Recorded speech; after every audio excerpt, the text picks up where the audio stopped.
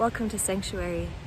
My name is Eve, and I created this channel for other spiritual, creative people to remind you that you are okay, that you are not behind, you're not alone, and you belong here to this life right now, just as you are. So the first few episodes, I'm going to be talking about desire. I've been challenged around desire. I feel like for most of my life, like it seems like it should be simple. Just follow your heart's desire. Go for what you want. Manifest your dreams. But it just hasn't been an easy question for me to answer. Like particularly around sex and relationships. So I'm 43 years old. I've spent the past 2 decades focused primarily on healing and inner work. I've had many loving partners and men who really wanted to please me. And yet, I found that I betrayed myself again and again, trying to please them, even though they did not ask for that or even want that. So, in the last few years, as I became aware of this pattern, I would try slowing down and checking in with myself and learn to communicate, better with people. But still there are times where I really just don't know what it is that I want or what's true for me. Like, if my partner wants to be intimate and then I become aroused, is that his desire igniting desire in me? Or am I just getting confused and letting his desire, influence my behavior because I want to please him? And, this goes beyond sex. It's like I spent a lot of time in relationships being ambivalent about whether, we should be together or not.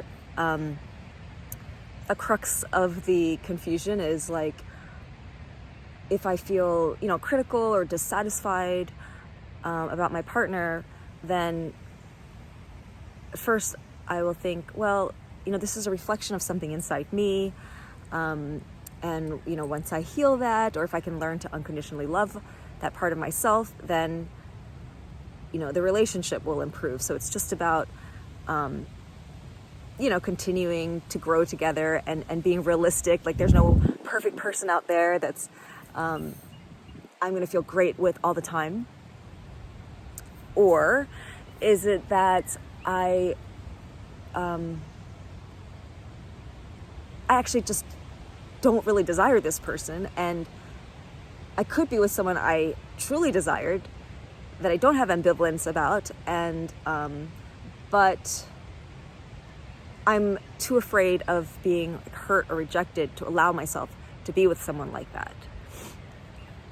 So I go back and forth between these things. And so if you can relate to any of this, I hope this episode will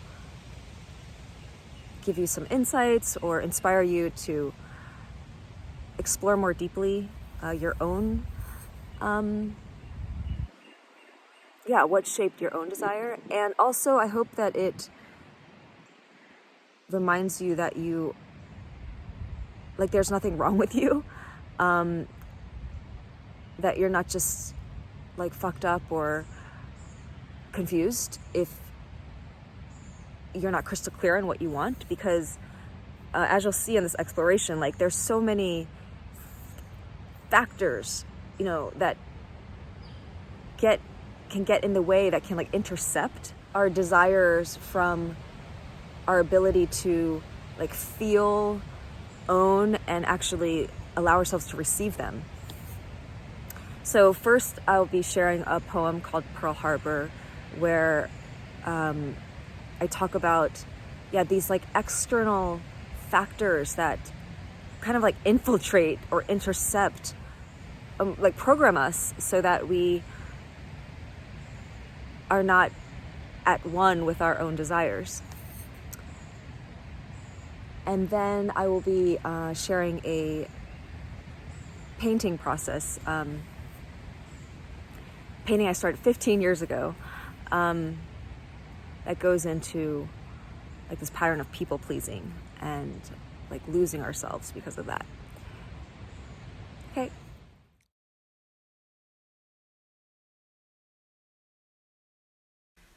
I was born on Pearl Harbor Day in 1978, a day that will forever live in infamy for an invasion that began a war between nations.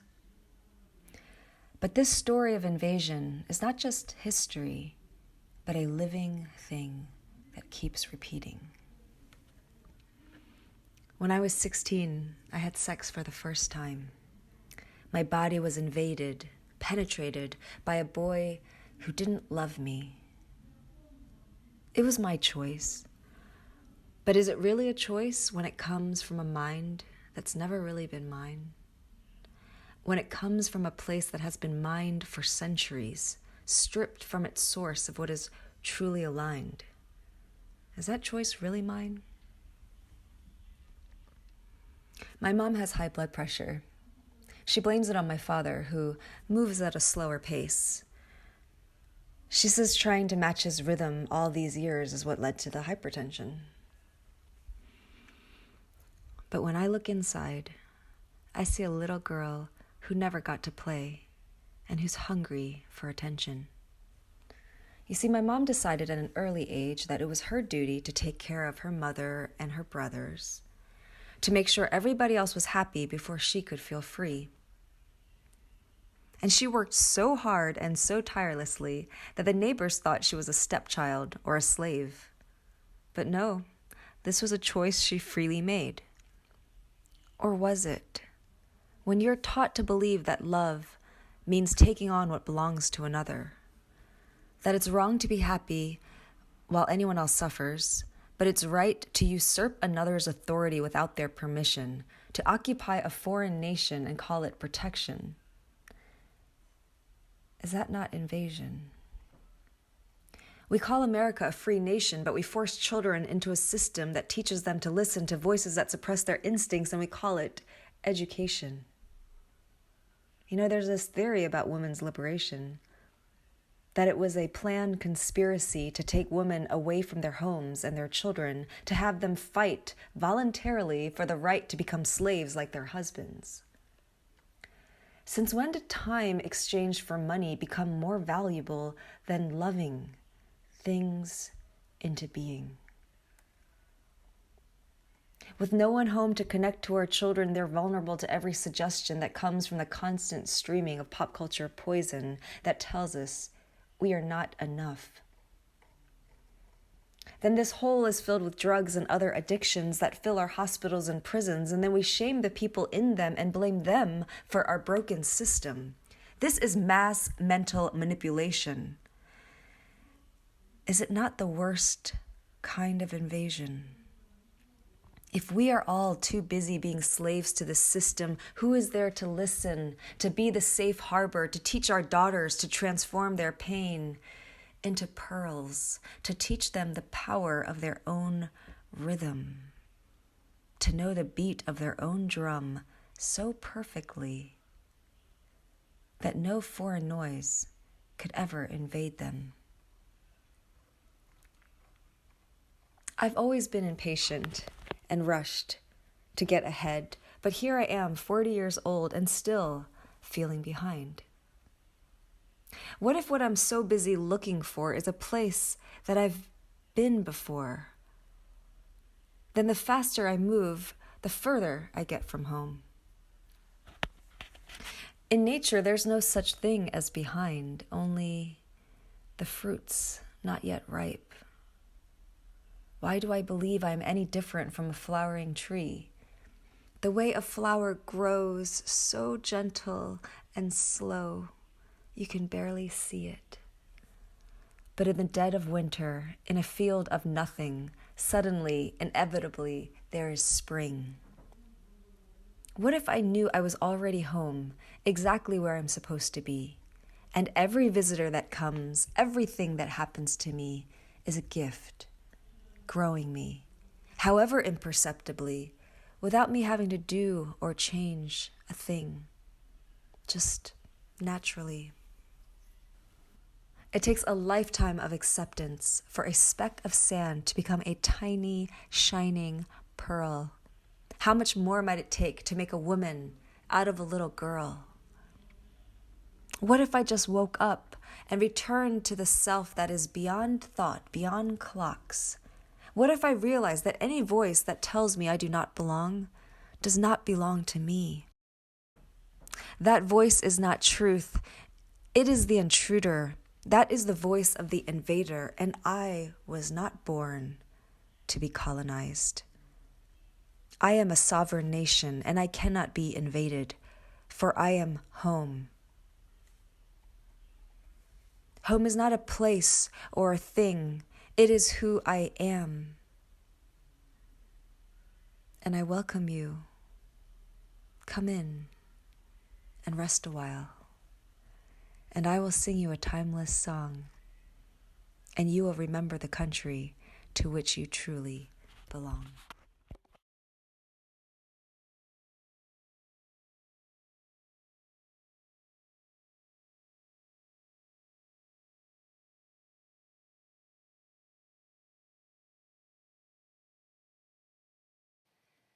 So I'd started noticing that even after years of inner work, I still had these people-pleasing behaviors that I hated seeing in myself. I hated seeing like the insecurity, the way I was subtly manipulating to get attention or approval. So I wanted to use this painting as a way to, get insight or try to transform this because I was so tired of it. So I started with this intention that I wrote on the painting, which pretty much just said like, please help me let go of this beggar girl inside of me that's like hungry for scraps. And so I started with this simple female figure with her hands folded in her lap, and that represented this pleasing girl within me. And then I rotated the canvas to just get different perspectives, and I started, making marks without thinking to see how she might transform. It was not a fun process. It was actually really tiring and exhausting and frustrating. It had been years since I'd painted. I was painting on raw canvas, so like the oil paint wasn't going on smoothly, and it was like physically intense. Like the smell was toxic. I was in my brother's garage and it was hot, and I didn't see anything interesting. Like I was hoping for some, revelation, and it just looked messy. And after a day of doing this, I felt stupid that I had, expected any insights from random marks, and I gave up. I actually decided to work on a smaller, more manageable piece that would be aesthetically pleasing. I was going to paint like a dancing woman to connect with this more joyful, free part of myself. But after I finished the sketch, I had no motivation to paint it. So I just sat there like wondering what to do next. And then I looked over again at that larger, ugly painting, and suddenly I saw an entire story. Like what had just been chaos a moment before was now a clear, complete picture. I saw this winged horse in the sky above a stormy sea. I was born in the year of the white stallion, and in Korea this was traditionally considered the worst year for a girl to be born because it made her unruly and unmarriageable. It was like the wildest of the horses. And I'm also Sagittarius. And Poseidon, the ruler of the sea, also known as Neptune, Neptune is a planet of dreams, and it's prominent in my astrological chart. It sits right next to my sun in Sagittarius. So Poseidon fathered Pegasus, the winged horse that's associated with lightning and sudden awakening. And then I remembered that Pegasus was born out of Medusa's severed head. And then I saw her in the painting too. I saw these snaky tendrils flowing in front of this wrathful face. And in the very center of the painting, I saw a tiny figure walking straight into the face of Medusa. Instead of being turned to stone, she appeared to be moving forward with total confidence, resolute. And the path that she was walking on was made of Medusa's hair, these snakes of fear. And these tendrils had actually originally been the pleats that had made up the pleasing girl's blouse. And somehow, this image made me realize that I don't have to fix this part of me that's so desperate to please, that's so desperate to be perfect. These insecurities and fears are not in the way of my growth. They are the way of my growth. The very things I resist actually support me in my journey of mastery. They are the path that I walk on. I felt so much compassion for myself in that moment, a deeper level of acceptance of who I am as I am. Because we're whole the whole way. The dark parts, the hard parts, they're all part of this one beautiful painting that is our life. So I want to talk a little bit about Medusa. Last year, I was inspired to dress up as Medusa for Halloween. And I had forgotten about how Medusa showed up in this painting from 5 years ago. Last year, like, snakes were coming into my life a lot. I run into snakes a lot, like in nature, and I always see them as a good omen. And that was happening last year frequently. And also, I was doing a painting journey with the different facets of green Tara. And during a stage where I was with black Tara, I ended up painting her hair like very long and dark, and it ended up looking like black snakes. I also joined a Medusa Sadhana where we're exploring the mythology of Medusa from a spiritual lens with this teacher named Chameli, who I love. So she was like really in my field, and once I remembered that Medusa showed up in this painting like 5 years ago, I just felt like very deeply, I realized how deeply I was connected to her and this archetype. So I want to share more about her because I feel like her story reveals a lot about, these challenges around desire, or the complexity of it. So Medusa was born a gorgon, a mythical creature that like predates the Greek gods, so more primordial, and they were actually sea creatures that had skin like snakes. So to me, that sounds like a mermaid. And this mermaid with wings, I will probably talk about in later episodes, but it is a very significant archetype to me that I didn't even know existed. Like, the image or the idea of a mermaid with wings came to me, and I thought that was really strange, and I'd never seen or heard of something like that before. I mean, it doesn't make sense. If you're in the water, how are you going to use wings? But apparently Medusa was a creature like that. And also this idea of like a serpent with wings, like a dragon, is very much part of, like, shows up a lot in this divine feminine mythology. In fact, one of her siblings was said to be a dragon that protected this garden that held like the golden apples, a tree of golden apples, which again is like a precursor to the Garden of Eden. So Medusa, and her family was immortal, but she was not, which is also kind of interesting. It's like she was more vulnerable and more human. And she was a priestess in Athena's temple. Athena is an interesting goddess because she, in a way, like many of the goddesses, like the way we know of her, is sort of like usurped by the patriarchy. You know, she became reduced to this like goddess of war and justice and like logic.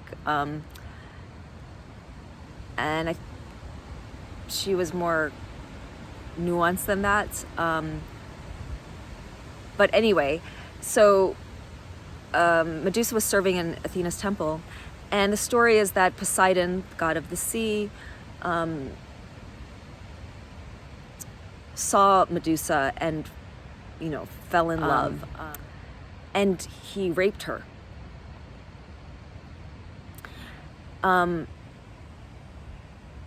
Another version is that they actually fell in love. And either way,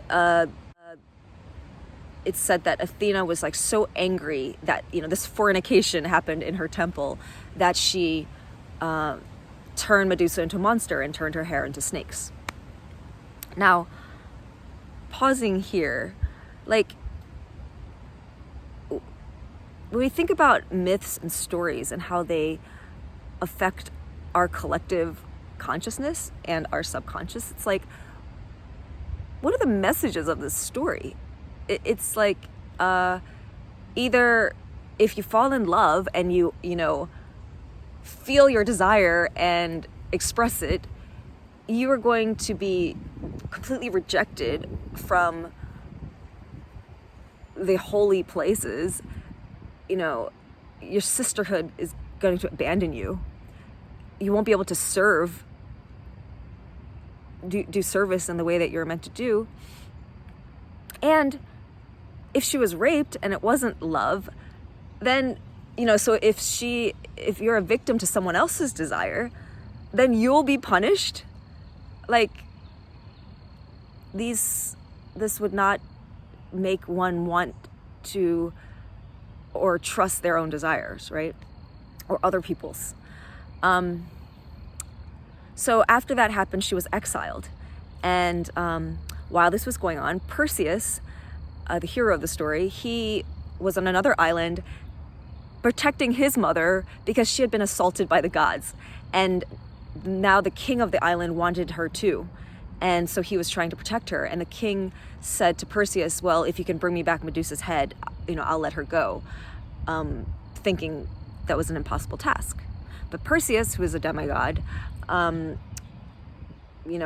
some favors from the other Greek gods, and he was granted like the bronze shield that had the reflective, so he could avert, Medusa's gaze, so he wouldn't be turned into stone. He was given like the power of invisibility and like winged sandals.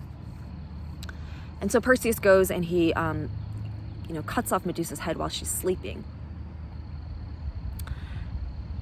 And when he cuts off her head from her throat, two beings are born. And it is Pegasus and another son. I think his name means like golden one. He became a king. So these two very positive archetypes came from this very violent act and came out of this monster, right? And so you could see them as like, the children of Poseidon and Medusa, but you could also see them as the rebirth of Medusa herself. And also the blood of Medusa was said to be very powerful. So like the blood coursing through the left side of her body was said to bring death, and the blood that flowed through the right side of her body was said to bring life.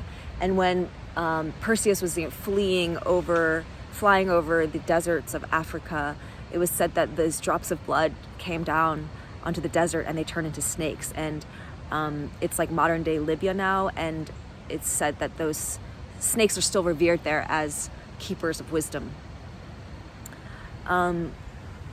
So Perseus,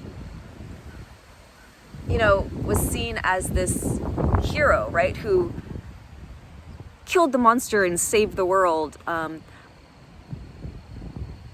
it's like he severed humanity from, and he represented the patriarchy, like severed humanity from a part of ourselves that is wild and ugly. When you think of something like rape and death, like these are aspects of life that need to have a place in our society, and often we like push them away. Again, just like that pleasing part of me, instead of embracing where she came from, it's like I hated it. I wanted her out.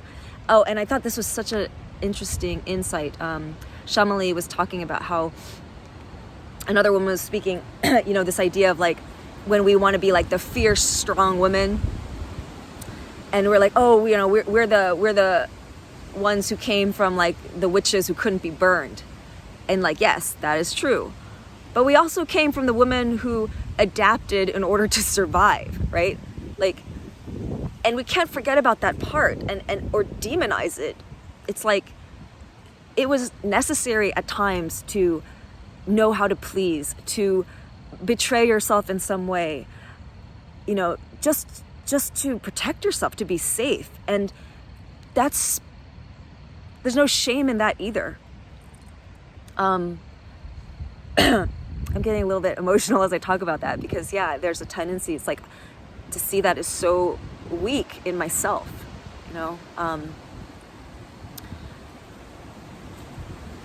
and the wind's picking up as I'm talking about this. The other thing is when Medusa's severed head, it still had power, even when it was disconnected from her body. And so when he brought it back to the king, it actually turned the king into stone. And so Perseus and his mother were free. And then the stone, the image of Medusa became like emblazoned on the breastplate of Athena. So like right on her heart was this image that ended up being an image of protection, and warriors would end up using her likeness to protect them in battle. So again, from this thing that looks so chaotic and destructive and negative, it became a symbol of protection and power.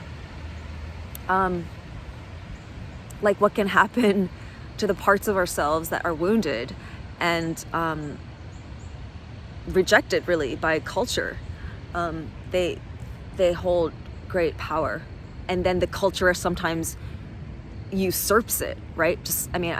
Right now I'm thinking about like the blues, like just something that's born of pain that is inflicted by the culture, and then the culture takes it for its own use.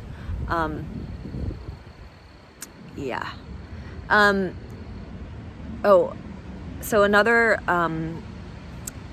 way to look at the story, which I found so powerful, is what if you saw Medusa? So the general idea is that the reason why Athena, turns Medusa into a monster is because Athena is jealous, or like, so puritanical, right? That she doesn't want that in her temple.